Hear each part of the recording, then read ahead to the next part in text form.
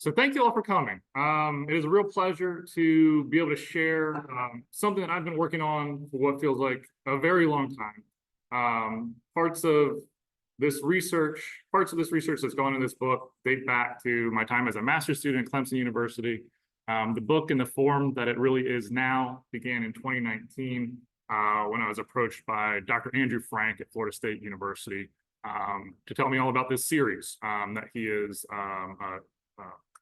editor with Angela Ploy Hudson and Chris Ray, published with the University of Alabama Press. So it's been fantastic to be able to see this in print, get to share with people, and the reception that it's received so far is really, really humbling. Before I get started, I've certainly got lots of people to thank. Certainly, I'm very happy to be here for a second time as a speaker with the Lunch and Learn series at the USC Lancaster Native American Studies Center. It was about 2 years ago today, pretty close, when I was starting my position as the historian and assistant professor of history here with the university, that Chris invited me to share some of my initial work as the project was getting developed. And I'm really grateful for that and to have the opportunity again. I also have to thank our staff here at the Native American Studies Center. They are fantastic about getting, taking care of the day-to-day operations of this place. And it really wouldn't be possible without the help of Ashley Lauermore, who's working right now. Also, Elizabeth, Katie, Crystal, Christian, Becky, and Sharon are all really the ones that make this place possible for the community, for the university to join. And people like me are really lucky, fortunate to be able to be a part of this, center.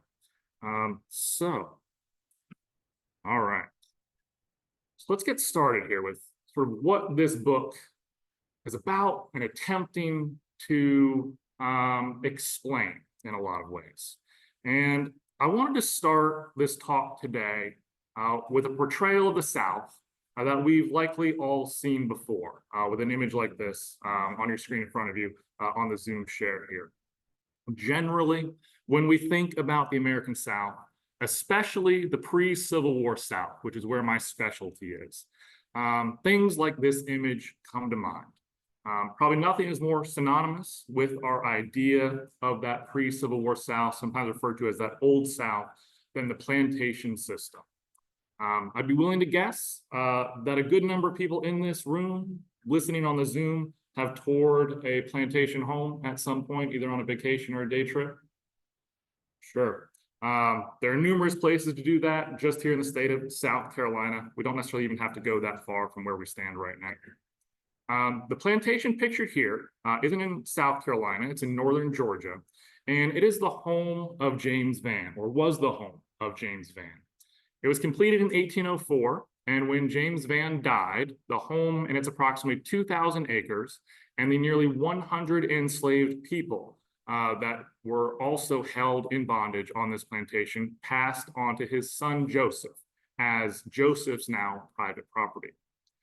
Joseph, however, would not be able to pass along this inherited wealth to his children. In 1834, Joseph Vann and his family are going to be evicted from their property. The reason why is because, let's see if I can make this smaller. There we go. The reason why is because the Vann family were Cherokee citizens living on Cherokee land after the passage of the Indian Removal Act. The Vann family, along with about 16,000 other Cherokee, were forcibly expelled from their homes in the 1830s to be relocated roughly in modern-day Oklahoma. Before that, they're going to be held in detention camps where they're going to endure hunger, sickness, deprivation, and then be marched under military escort, making a trek thousands of miles in what becomes infamously known as the Trail of Tears. The reason I wanted to start with this example about the Vann plantation is to ask you to reconsider a little bit about how we think about the American South. Here we have in this plantation home an icon of what we think about the South. But it is one that was owned and operated by a Cherokee family. And in 1830, this Cherokee family in particular was actually one of the wealthiest families in Georgia, fully leveraging the South's plantation system to their advantage. So we see several ways in which Native Americans are integrated into the structures of Southeastern history. So yes, we do see a defining feature of the South's past is this story of plantations and enslavement. And historians have looked beyond this, though, for other explanatory factors that really explain how we think about the American South. Some people put forth the region's agrarian and agricultural past, focusing on things like conservative politics and religion. Even the climate has been utilized as a defining feature of how we understand the American South. And even more recently, Southern cuisine has become something that is internationally recognized as defining the region.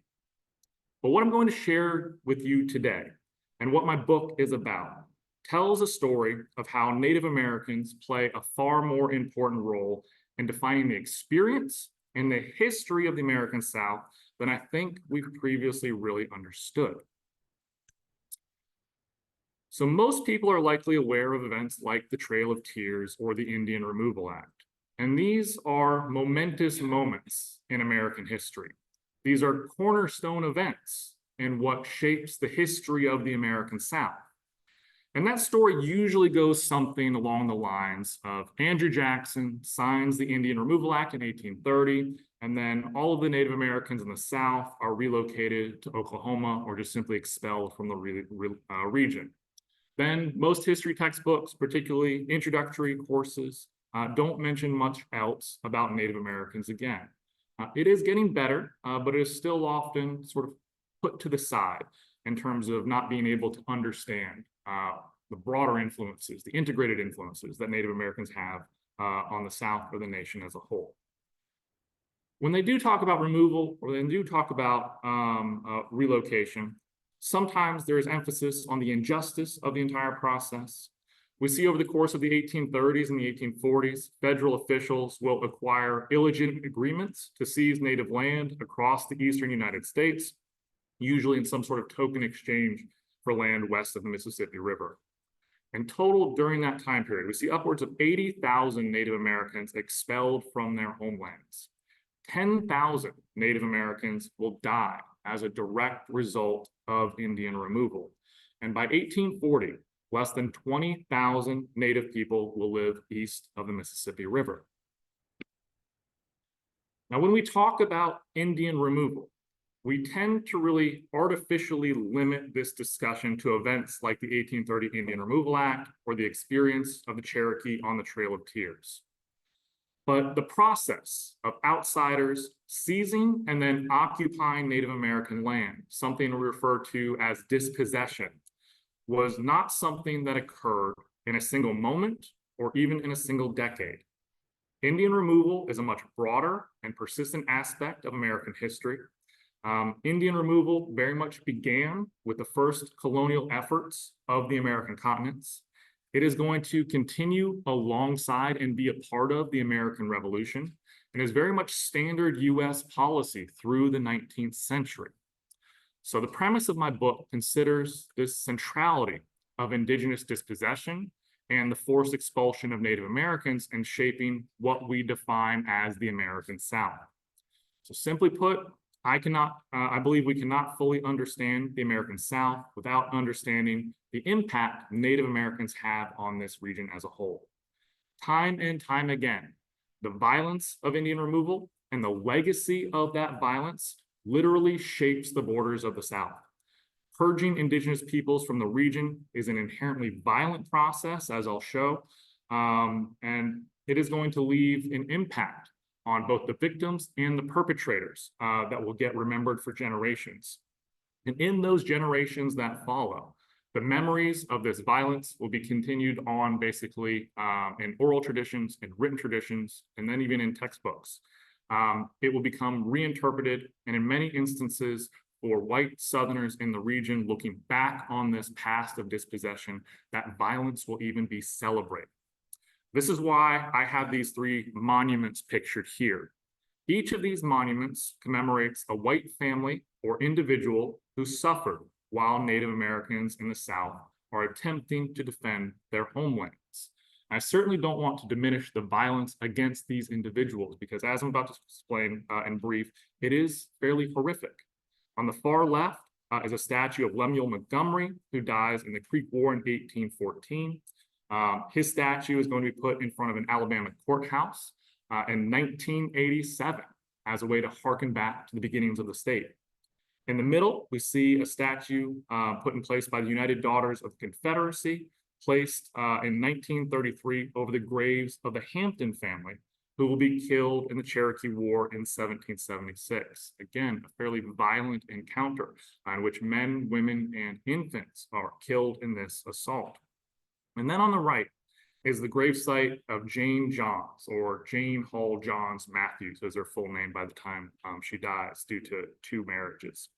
But we see in 1836, during the beginning of the Second Seminole War, Jane Johns, as she was known then, will be scalped in the beginnings of the Second Seminole War. She will survive, and she will live on in southwestern Florida and die in 1874. Nearly a century later, in 1985, a local historical society in Florida will place the placard that you see here on her grave, commemorating the violence against her. And it reads her name, simply stating scalp September 16, 1836. She's going to live into the 1870s. And in a wider shot of this gravesite, you see that there is not a headstone. This is the only thing that marks her grave today. So this is the ways in which we see the memories of this violence, of dispossession, be reinterpreted and memorialized and shape the landscape of the South still today. So the central premise of my book and the focus of this talk today is to share some of the research I've found that explains how violence between white settlers and Native Americans contribute to the creation of the culturally distinct region we think of as the American South. Geographically, this is a widespread process that interconnects southern spaces from the Carolinas down to Florida and from west into Louisiana and Texas. The book examines episodes of violence ranging from interpersonal disputes, conflicts between people along roadways or at homesteads, to larger open warfare. And these conflicts and violence that I focus on span the mid-1700s through the mid-19th century. That is certainly not the limits of this violence between settlers and Native Americans in what becomes the U.S. South. But what I do focus on also is not just the violence, but what happens in the aftermath of these violent encounters. The memories are passed on from one generation to the next, reinforcing white Southerners' sense of regionalism and define who can lay claim to the land. Throughout the 19th century, white Southerners will retell, embellish, and glamorize tales of conquest to portray themselves as heroes and victims to future generations. And to frame my research, I borrow from anthropologists who have developed models for basically the formation of historic indigenous communities, particularly in the 18th and 19th century, that we refer to as coalescence. Traditionally, the concept of coalescence is used to trace the unification of indigenous communities in response to external pressures. So to explain the unification of the white South, coalescence offers this model to emphasize the cooperation and then obligations shared among white settlers through violence against Native peoples. And as settler violence victimized Native communities, Native resistance, their attempts to stay in their homelands, facilitates the coalescence or unification of white Southerners. So we see these reciprocating effects for both indigenous peoples and white settlers. So time and time again, white Southerners across the region are going to come together in response to perceived threats from Native opposition. And in the aftermath of violence against Native people, white communities will pass on local memories that very much personalize and isolate this violence as a heroic act done in their own self-defense. So the duality between being the perpetrator of violence or getting to claim victimization led me to zero in on what eventually became the title of my book, Aggressions and Sufferings. Unfortunately, I can't claim that this was something that was entirely original on my own. It's something I came across in the sources. Specifically, the phrase aggression and sufferings I've borrowed from an 1823 publication by John Haywood called The Civil and Political History of Tennessee. Haywood was a settler in Tennessee who arrives in the early 1800s. He and his family moved to Tennessee from North Carolina, eventually settling in the Nashville area. And then in Tennessee, Haywood works as a lawyer, as a state Supreme Court judge, and an author. Haywood's book, The Civil and Political History of Tennessee, offers one of the first historical accounts on the formation of Tennessee as a state. And in it, Haywood mostly heaps praise upon the first white families of Tennessee, but he is also forced to confront how much of this early settlement occurs through violence between settlers and Native Americans who already call basically what is now today Middle Tennessee home. So when he arrives there, when he writes his book in the 1820s, he sees a long past of aggression and suffering already in place. And in recounting one instance that he learns from somebody he knows, from basically an oral history passed down through a family of an event that took place in 1792, Haywood writes this passage that I have up here. He writes, "Such was the irreconcilable hatred which the Indians and whites had contracted for each other by a long continued course of aggression and suffering, that it was almost as impossible for the government of the United States to restrain some of their citizens from acts of enmity, as it was for the Indian chiefs to restrain and keep within their bounds all those who were of their nation." This characterization of Indians and settlers in a perpetual state of violent conflict is one I encountered over and over again in my research across the Southeast. In a wider view, attempts to make these sort of false equivalencies of invaders as victims very much showed how white Southerners at the time justified the violent expulsion of Native peoples from the region. Now, during my work on this project, a really crystallizing moment came while I was looking at South Carolina's relationship to the Second Seminole War. The Second Seminole War takes place in Florida from 1835 to 1842 as a direct consequence of the 1830 Indian Removal Act. It's important to note, I'm sure everybody is aware, South Carolina doesn't share a border with Florida, and they're very much not in any imminent danger from the Florida Indians.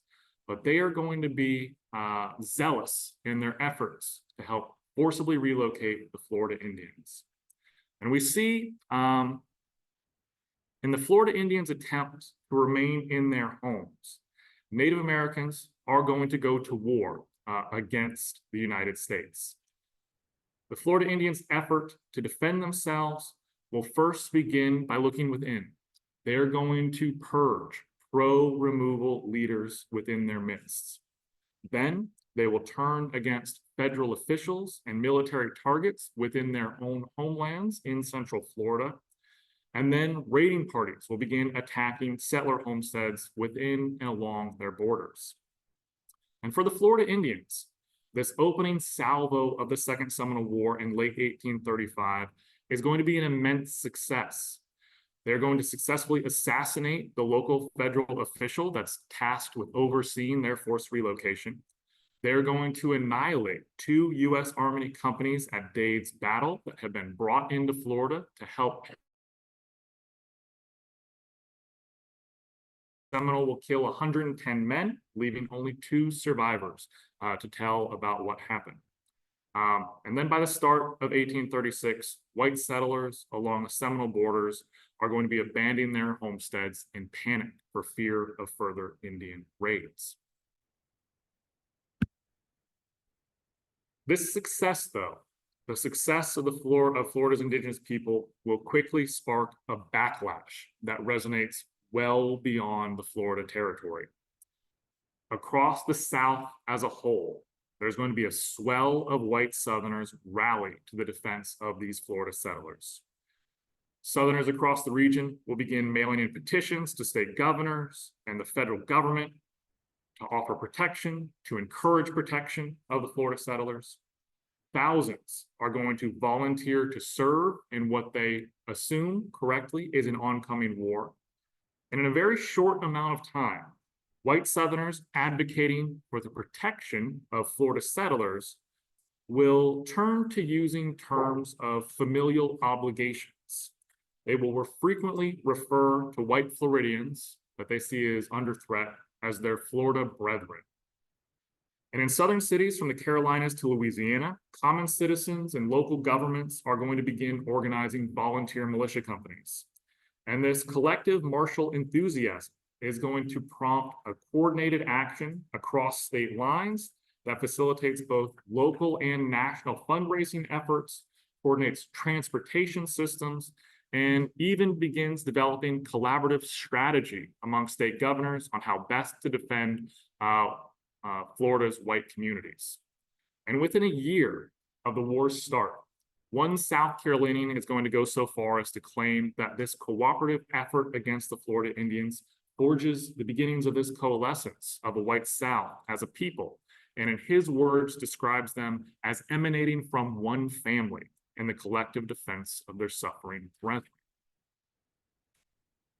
Now, no city is likely more zealous for this war against the Seminole than Charleston, South Carolina. By December 1835, men in the city are holding town hall meetings to organize volunteer militias to deploy to Florida basically at their own behest. Local newspapers are going to report on the meetings happenings, keeping the city updated, keeping the region updated as these newspapers are mailed throughout the Southeast, and they will largely celebrate these men's enthusiasm for violence. To support the efforts, Charleston's mayor, Robert Hayne at the time, is going to offer to provide an advance payment for volunteers who needed weapons and supplies. One of the city's wealthiest individuals at the time, Wade Hampton II, is going to extend his own line of personal credit to outfit volunteer companies if they need assistance. And by the next month, July 1836, men attending a follow-up town hall meeting will request the Charleston City Council to allocate funds to transport men and purchase provisions for any volunteer who enlists to serve in the oncoming campaign. With all of this enthusiasm in the city of Charleston, by the end of January 1836, the U.S. Secretary of War is going to have to formally authorize General Abraham Eustis, who is already in Charleston, to begin receiving volunteer companies for deployment to Florida. Eustis, though, quickly discovers that South Carolina's eagerness is going to exceed the call for volunteers and the U.S. military's capacity to transport these men to the Florida Peninsula. Eustis is actually forced to decline the services of at least 2 Charleston militia companies due to lack of enough ships. The city of Charleston, though, would not be deterred. The local press reported that companies were determined to proceed to the scene of action, and a local steamboat captain offered to transport the men free of charge, and in its benevolent nature would take settlers from Florida out of St. Augustine back to the safer confines of the city of Charleston. So the city very much responds. While Charleston is a hotbed of action, volunteer companies report from across the state, from the Piedmont, the Midlands, and the Low Country at large. Between 1835 and 1839, more than 2,000 South Carolinians are going to volunteer to serve in Florida. Nearby, Kershaw County is going to muster 3 companies after their own series of town hall meetings, similar to what goes on in Charleston. Locally, where we stand, Lancaster County is going to contribute another company in what the press reports was much larger numbers than requested.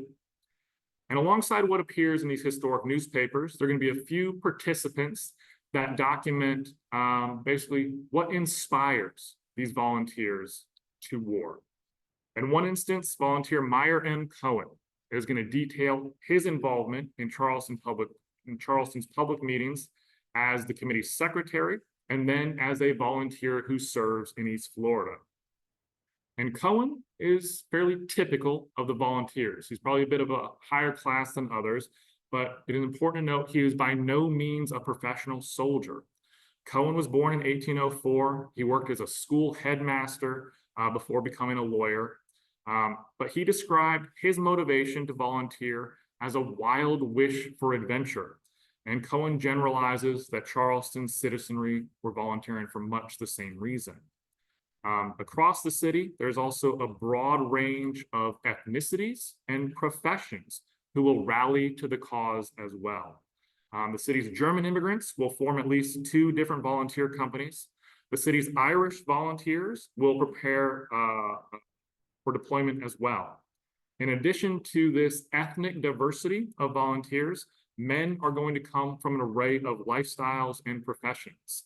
They will include students, mechanics, lawyers, and politicians. And in one instance, there is a 14-year-old boy who insists on serving and volunteers as well.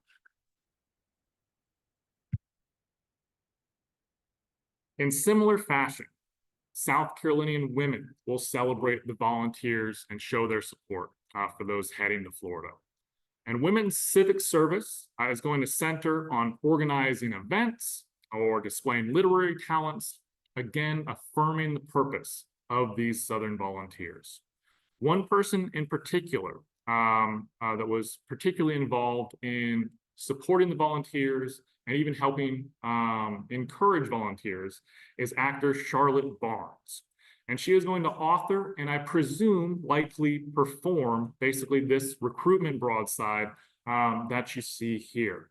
And it is going to espouse sort of the motives for the common volunteer and celebrate their decisions to do so.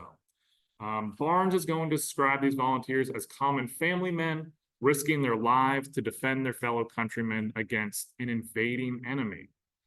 And in romantic tones, Barnes portrayed the common volunteer as a son, brother, husband, and father who is casting aside, in her words, all private gain in their honorable venture to Florida. Barnes's poetry goes on to describe how a sister land sends forth a wailing cry, and to that call those gallant hearts reply. She continues, in tearing themselves from those they love, the volunteers committed to defending our native land against stranger foes. Barnes's work continues describing basically their efforts as men in arms against a common foe, and writes, when the land revives in peace, its people far and near will join in thanks and gratitude to the generous volunteer. And in analyzing this poetry and sort of the message that it is explaining, Barnes's work provides a deliberate frame for the perspective of these white volunteers. The structure of her prose very much portrays white settlers as natives of the land in Florida and Native Americans in Florida as outsiders. She outright calls indigenous peoples invaders as they are defending their homes. While never identifying the Seminoles specifically, Barnes portrays Florida Indians as an enemy engaged in a dishonorable campaign of terror and violence, desecrating a U.S. colonial possession now in need of protection. Now, it's not just going to be South Carolinians joining this war. Volunteers from the Carolinas, from Georgia, Alabama, Tennessee, and Louisiana will number into the thousands fighting alongside Florida settlers. Between 1835 and 1839, more than 16,000 militiamen will aid in the effort to expel the Florida Indians. And as these volunteers of 1836 of this first wave begin to return home, some will begin to reflect on their collaborative effort. Volunteers will celebrate the honor of one another and the purpose of this common cause. After his service, Meyer M. Cohen is going to return to Charleston and author one of the first histories of the Second Seminole War. Cohen's Notices of Florida and Campaigns, published in 1836, is certainly premature, considering the conflict is going to continue on for another 6 years. However, it is effective in capturing the white South's initial enthusiasm for this conflict. Cohen celebrated white Southerners who served in Florida as, quote, gallant sons of the South. He's going to praise the men as all made from the same sterling material, standing together in defense of the Florida settlers. These volunteers from Louisiana to South Carolina not only unite against a common enemy, Cohen wrote that they were also gallant volunteers emanating from one family, all sons of the South. Now, this violence or aggression against indigenous peoples at the start of the Second Seminole War certainly helps bind South Carolinians and white Southerners across the region as a whole through this common experience. But it's very much going to be the suffering endured and the memory of that suffering that cements this unifying legacy for white Southerners well after the war ends. I'd like to focus on the example of the Summer brothers from Newberry, South Carolina, to really illustrate this. In August of 1836, the Charleston Daily Courier announced the deaths of Nicholas and John Summer, extracted here in the graphic. As you can see, the paper is fairly concise in reporting about their demise taking place at Tampa Bay on June 13th and 16th, while they were serving in Florida as volunteers. News of their passing certainly provides a reminder of the risks so many white men took, but it also begins a memorialization process that ties together their deaths, the Newberry community in South Carolina, and the Florida territory. And while this newspaper obituary printed here gives a very succinct notice of the men's deaths, private correspondence to their family that I uncovered at the South Caroliniana Library reveals the truly horrific suffering that they endured as a result of their efforts to expel the Florida Indians. The Summer brothers' story begins with their arrival in St. Augustine with the intention of marching with the army across the Florida Peninsula. On March 30th, 1836, near modern-day Deltona, Florida, the volunteers encounter their first skirmish, their first engagement with the Seminole Indians. Initially, a Columbia militia is going to charge ahead into what one volunteer describes as a very chaotic skirmish, with the enemy dashing from behind trees and leaping from one to another like squirrels. Another South Carolinian recorded that the marsh was so thick and boggy that we could not get in on horseback. But through this chaos, through the foliage, a bullet will strike Nicholas Summer. The shot will pierce his thigh and throw him from his horse. While he is down, injured and wounded, a fellow volunteer will remember the incident years later, riding out to his aid, describing how Nicholas hit the ground, immobilized, and feared that the Seminole would not just kill him, but scalp him as well. Nicholas Summer will survive the initial wound and continue on to Tampa on Florida's west coast. There, Army surgeons at the fort will assess his wounds and note that the bullet struck Nicholas about 4 inches above the knee, passed through his left thigh, breaking presumably his femur bone entirely. Over the next 2 months, Nicholas's condition deteriorated, with his brother John watching from his bedside. Surgeons contemplated solutions to help Nicholas. They considered relocating him to a medical facility in Alabama, but they deduced he could not survive the voyage. They considered amputating his leg, but again, they assumed he was too weak to be able to survive the operation. So Nicholas is simply there in a medic tent at Fort Brooke in Tampa Bay, slowly deteriorating. And so as his brother John looks on helplessly, Nicholas grows worse by the day.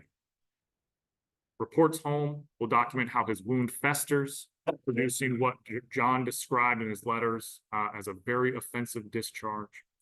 On May 13th, John reported his brother Nicholas's appetite has somewhat failed him.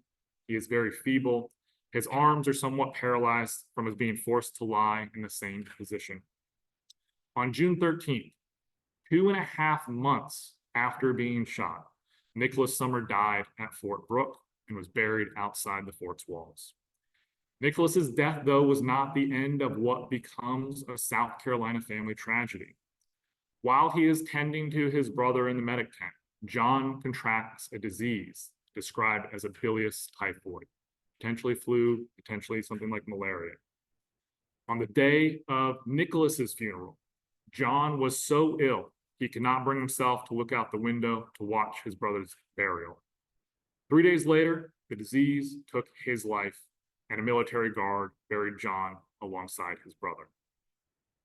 And in those private letters sent home by first the Summer brothers and then by their medical attendant, a guy named Robert Pratt, the family learns in agonizing detail how these two men passed away.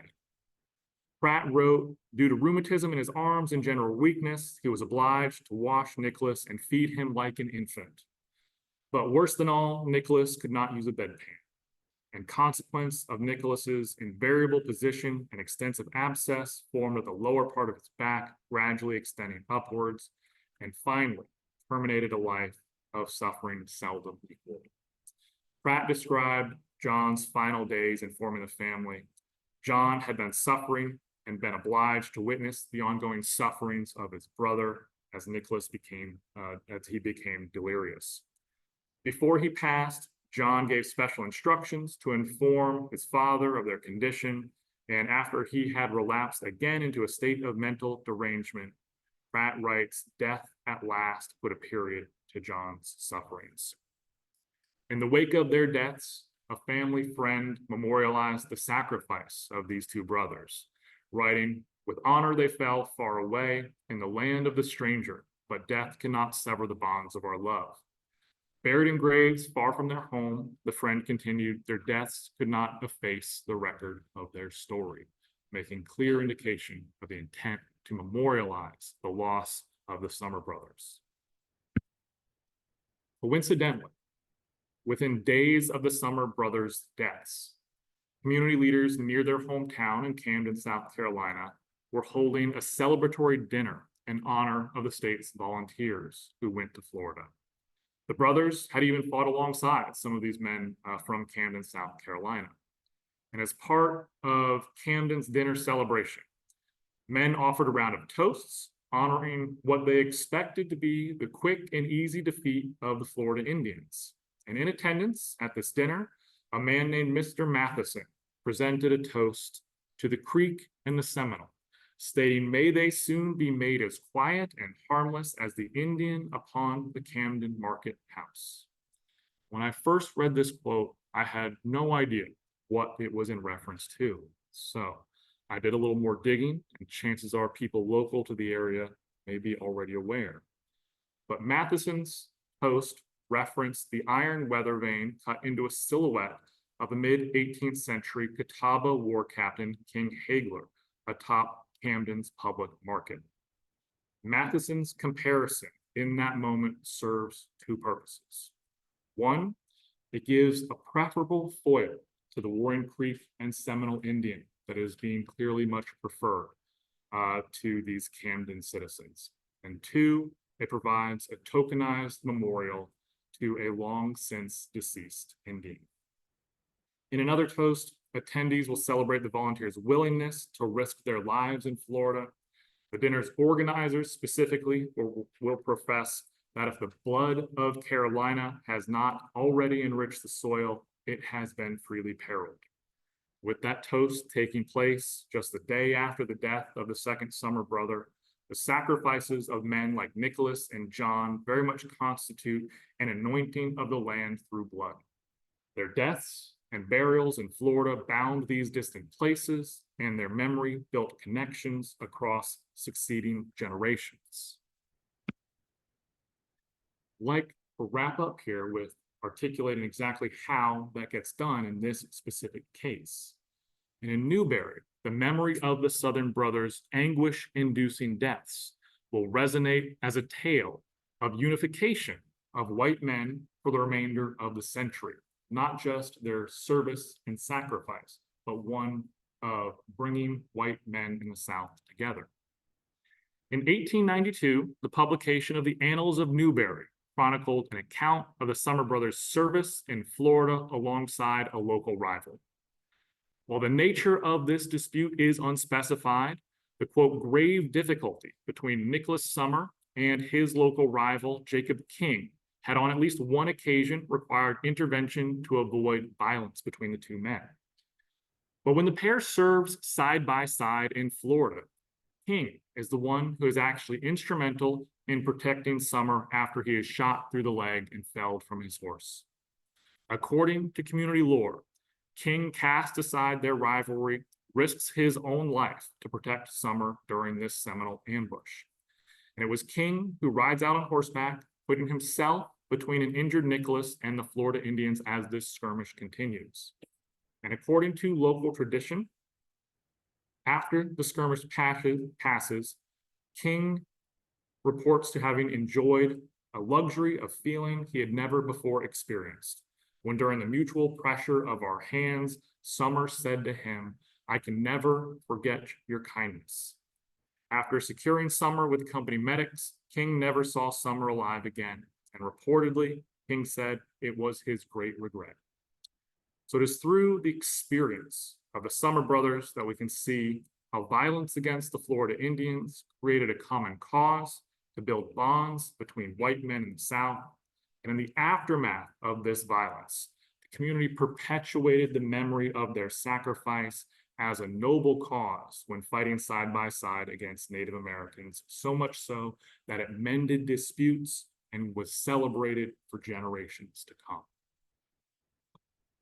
So I'd like to thank several institutions at different stages of this project, certainly University of South Carolina, Lancaster, but also University of South Carolina, Columbia, and the Institute of Southern Studies at the University of South Carolina, just to name a few. And I'd also like to draw everyone's attention to this series that my book was fortunate enough to be published in. It is from the University of Alabama Press, the Indians and Southern History series. One of these titles is certainly familiar to all of us here in the area, but it is an expanding series that takes up this mantle of exploring ways in which we can better understand the South and the role of Indigenous peoples through U.S. history at large. So I'd like to thank you all for joining me today. I'm very happy to take any questions you all might have.